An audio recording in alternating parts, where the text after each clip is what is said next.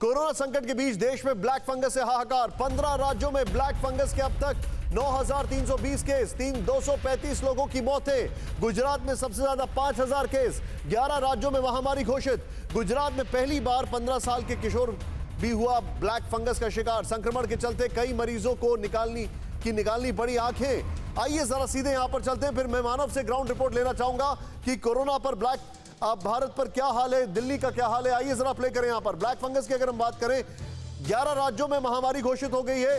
हिमाचल प्रदेश, मध्य प्रदेश, उत्तर प्रदेश, ओडिशा, तमिलनाडु, कर्नाटक, तेलंगाना, गुजरात, राजस्थान, हरियाणा, चंडीगढ़। बड़ा क्लियर है। Next change करें इसको। ब्लैक फंगस जो है वो थम नहीं रहा है। 11 राज्यों में महामारी इसको घोषित कर दिया गया है। नेक्स्ट चेंज करें इसको तेजी से। अगला जो पर्सपेक्टिव है इसको देखिए आप। गुजरात में 5,000 केस, 90 मौत। महाराष्ट्र में 1,500 केस, 90 मौत। राजस्थान में 700 केस, मौत का आंकड़ा रिपोर्ट नहीं किया गया अभी तक। मध्य प्रदेश में 700 केस और 31 की मौत। हरियाणा में 316 केस। दिल्ली इसमें मिसिंग है, जिसके बारे में मानव मुझे बताएंगे। उत्तर प्रदेश में 316 केस, 8 की मौत। बिहार में 117 केस, 2 की मौत। छत्तीसगढ़ में 101 केस, 1 की मौत। कर्नाटक में 97 केस, 1 की मौत। दिल्ली में 250 के ऊपर केस हैं। मानव, मैं आपसे जानना चाहूंगा दिल्ली का क्या हाल है ब्लैक फंगस को लेकर, वेरी क्विकली। निशान, देखिए दिल्ली में 250 से ज़्यादा केस हैं। सबसे बड़ी बात यह है कि दिल्ली में कल पहली बार ब्लैक फंगस से आधिकारिक तौर पर मौत दर्ज की गई है। कल रात को ये जानकारी हमारे पास आई कि गंगाराम हॉस्पिटल में 2 मरीजों की मौत ब्लैक फंगस से हुई है। आंकड़ा पूरी दिल्ली का देखें तो 10 के आसपास है, लेकिन क्योंकि ये आंकड़ा आधिकारिक तौर पर सरकार ने जारी नहीं किया, जो हमारे सूत्र हैं उसके हिसाब से अगर हम देखें तो 3 से 4 जो बड़े अस्पताल है वहाँ पर 10 से ज़्यादा मरीजों की ब्लैक फंगस से मौत हुई है। लेकिन हम इसकी पुष्टि तभी करेंगे जब सरकार इस पर बोलेगी, क्योंकि ब्लैक फंगस के जो मौत के आंकड़े हैं वो दिल्ली सरकार ने जारी नहीं किए। सरकार ने ये जरूर कहा है कि 250 के आसपास मरीज हैं।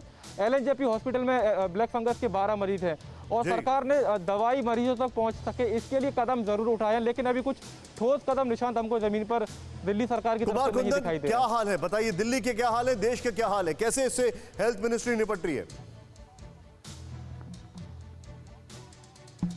देखिए, मैं एक उदाहरण देना चाहूँगा। आज जो केंद्र सरकार ने ब्लैक फंगस की दवाएं हैं उसका जो एलोकेशन किया है, उसमें अगर हम बात करें तो 8 राज्य देश के ऐसे हैं जिसमें कि दिल्ली भी शामिल है, महाराष्ट्र है, आंध्र प्रदेश है, गुजरात है, हरियाणा है, तेलंगाना है, मध्य प्रदेश है, राजस्थान है। इन राज्यों को उन्होंने ज़्यादा दवाएं दी है। मतलब हालांकि दवाओं की जो अभी खेप गई है वो बहुत अच्छी नहीं है, लेकिन अगर हम टोटल मेडिसिन देखें तो उसमें से इन राज्यों में ज़्यादा दवाएं दी है।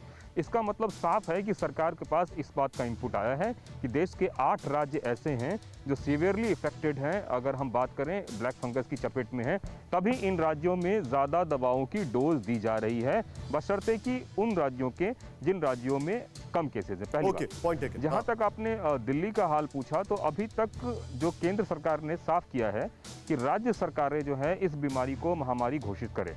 दिल्ली सरकार ने अभी तक इस बीमारी को महामारी घोषित नहीं किया है, जबकि उत्तराखंड, राजस्थान और कई सरकारों ने इसे महामारी घोषित कर दिया है।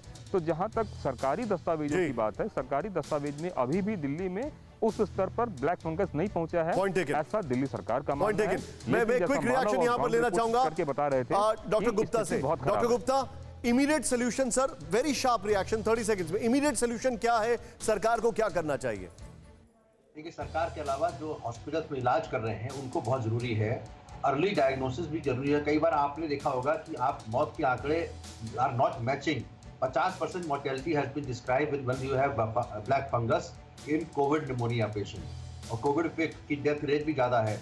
जो सबसे इंपॉर्टेंट बात है वो early diagnosis, early initiation of treatment. अगर एम्फोटेरिसिन बी, जो कि इसमें शॉर्टेज में है, बड़े अस्पताल जैसे हमारे अस्पताल में तो अवेलेबल है, बाकी कई छोटे नर्सिंग होम, हॉस्पिटल में जहाँ कोविड इलाज हो रहे हैं, उनके लिए क्या करा जाएगा?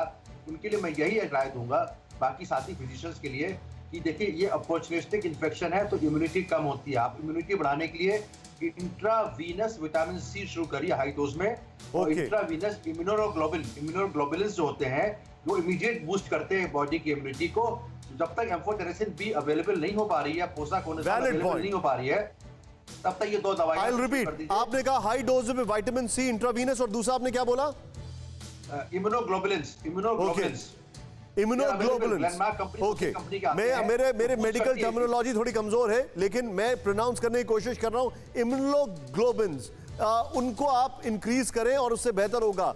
अच्छा लगा मुझे डॉक्टर वली के चेहरे पे मुस्कुराहट आई। डॉक्टर साहब, एक सवाल मेरे मन में बार बार आ रहा है, क्या ये पॉसिबिलिटी हो सकती है, मैं बहुत हाइपोथेटिकल सवाल पूछ रहा हूं लेकिन एज ए जर्नलिस्ट हम सब ये सवाल जरूर पूछते हैं कि ब्लैक फंगस कोरोना से बड़ी महामारी बन जाए भारत में आने वाले समय में, क्या ये पॉसिबिलिटी है?